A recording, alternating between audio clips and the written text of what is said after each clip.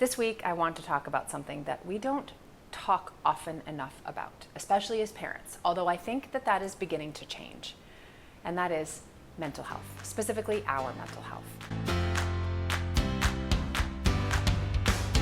May is Mental Health Awareness Month, which makes this the perfect time for us to say something that might be hard to hear, or if not hard to hear, at least hard to really take in, but it's something that is deeply true. You matter. The problem is that most of us are running on fumes. My friends and I talk about this all the time, juggling work, parenting, feeding our families, keeping our home functioning, caring for our aging parents, and somewhere along the way, we have forgotten that we are people too. And what's worse, we believe we've internalized this idea that being maxed out, stressed all the time, that this is what parenting is supposed to be like. But you know what? It's not. It doesn't have to be. And still, the mental load is real. And research backs this up. Women, especially moms, are shouldering the brunt of the invisible labor in the home. It's not just the doing, it's all of the thinking, remembering, managing, planning, anticipating, soothing, guiding, navigating. These things are full-time jobs on top of whatever else your actual full-time job is. I was traveling this weekend, and even being a 4-hour plane ride away, I still found myself thinking about the activities and school tasks that our family had coming up the following week. Oh God, I need to plan for field day and teacher appreciation week, and I need to buy those 2 t-shirts so the kids can do tie-dye, and I need to sign Eleanor up for econ class that she's taking this summer, and I need to remember to register for soccer camp. All the while, I was at a friend's house, and I was there specifically because her family had just experienced a loss, and I was meant to help with her kids during the funeral and the various receptions.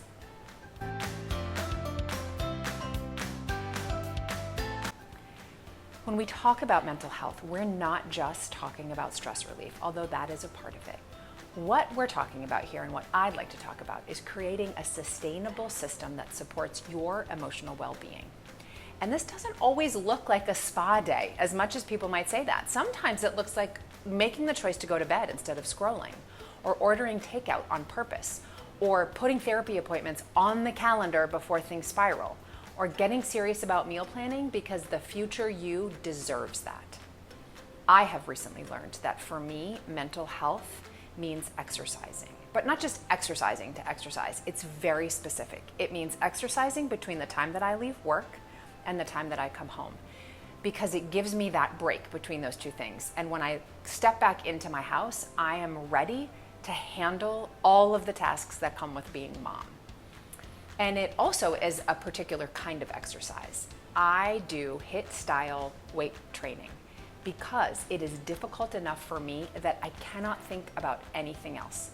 My mind can't be processing my to-do list or adding to it or thinking about all the other things that I have to do at home or at work.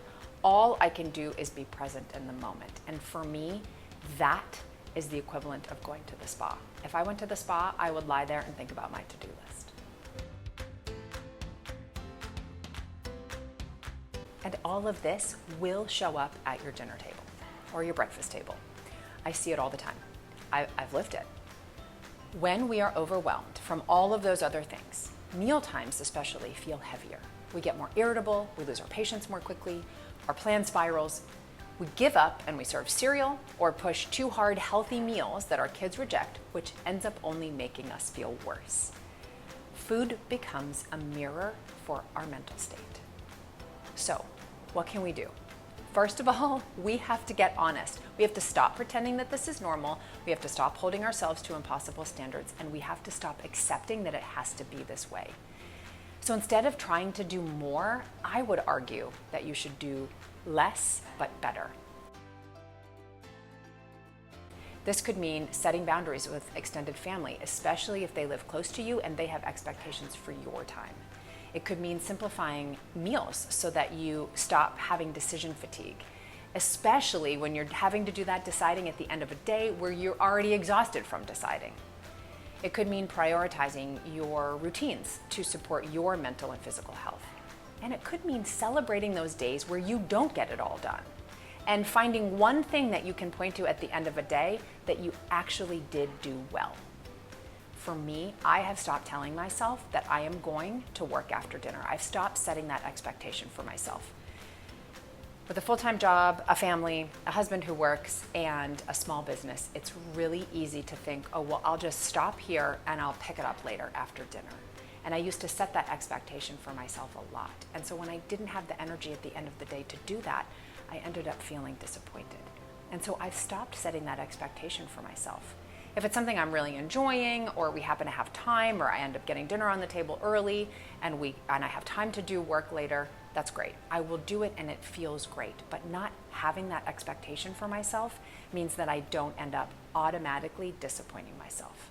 And I will tell you, as a small business owner and an entrepreneur, it's a really difficult thing to do. But for me, prioritizing family time and sleep, they have just become the most important things.